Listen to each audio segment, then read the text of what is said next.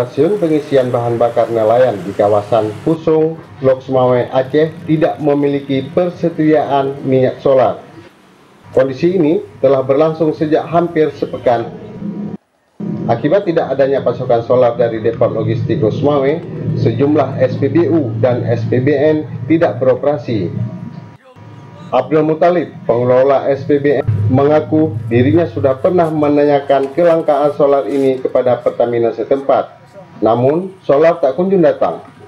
Jadi tanggapan dari Pertamina sendiri gimana nih? Tanggapan dari Pertamina, karena ini satu kebijakan dari Suara Migas, mereka tidak ada bisa mau bilang apa-apa, karena tidak mencukupi minyak di akhir tahun, katanya.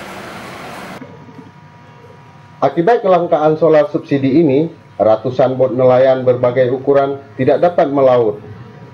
Bot tersebut terpaksa disandar ke dermaga TPI Pusung.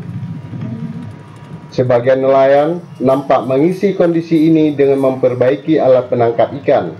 Mereka membenahi jala yang dipakai untuk menjaring. Sedangkan sebagian nelayan lain nampak menganggur. Kelangkaan ini terjadi akibat menipisnya stok BBM bersubsidi yang dijatahkan untuk tahun 2014.